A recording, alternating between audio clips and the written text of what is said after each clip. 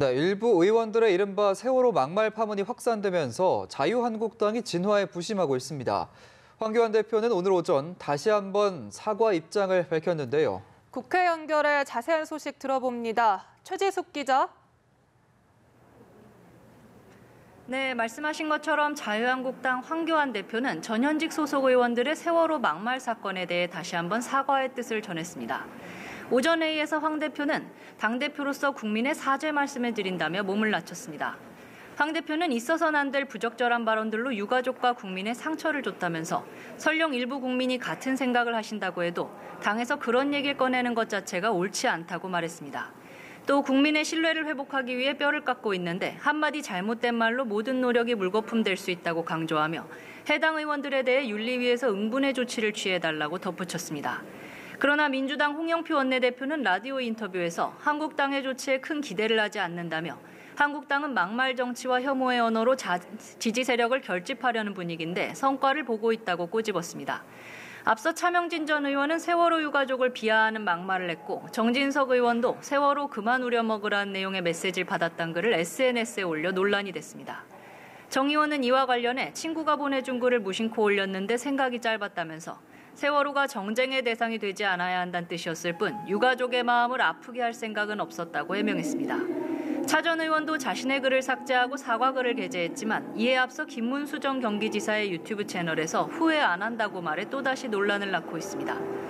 여야 사당이 한국당에 대한 비판을 쏟아내고 있는 가운데 한국당은 두 사람의 징계 여부를 논의하기 위해 모레 윤리위원회를 소집할 예정입니다.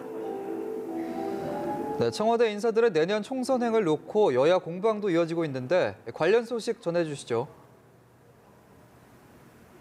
네, 그렇습니다. 내년 총선을 앞두고 여야 모두 전략 수립에 돌입하고 있는 가운데 민주당은 청와대와 정부 인사들의 출마 카드를 검토하고 있습니다. 당내에선 조국 민정수석 차출론도 나오고 있는데요. 라디오 인터뷰에서 홍영표 원내대표는 문재인 정부와 민주당은 한 배를 탔다면서 정부나 청와대에서도 역량 있는 분들이 총선에 참여해 좋은 성과를 내는 게 문재인 정부 성공을 위해 중요하다고 밝혔습니다. 조 수석과 관련해선 출마 가능성이 있다고 본다면서도 본인은 손사래를 치고 있다고 말했습니다. 이어 본인 판단과 청와대 내 여러 인사 계기가 있을 때 정치 참여 문제가 논의돼도 늦지 않다고 본다고 덧붙였습니다. 반면 한국당은 민주당을 청와대 여의도 사무소라고 꼬집으며 비판의 목소리를 높였습니다. 오전 회의에서 나경원 원내대표는 경제도 민생도 어려운데 윤영찬 전 초통수석과 양정철 전 비서관 등을 영입하며 민주당이 총선 선대위로 나가고 있다고 말했습니다.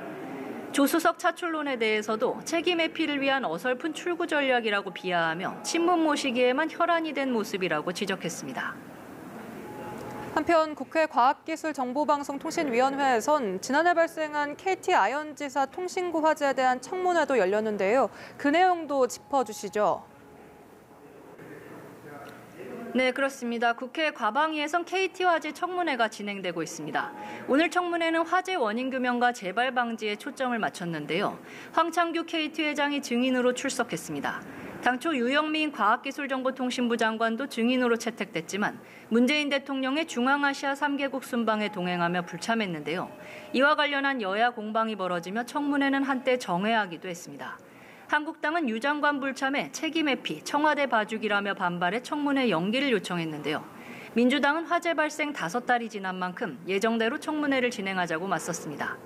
오늘 청문회에서 여야는 황 회장 등을 상대로 시설물 관리 소홀과 보상 대책 등을 중점적으로 캐물을 예정입니다. KT 채용비리 의혹에 대한 질의도 예상되는데요. 다만 앞서 여야는 이번 청문회에선 화재 문제에 집중하기로 합의한 상태입니다. 지금까지 국회에서 전해드렸습니다.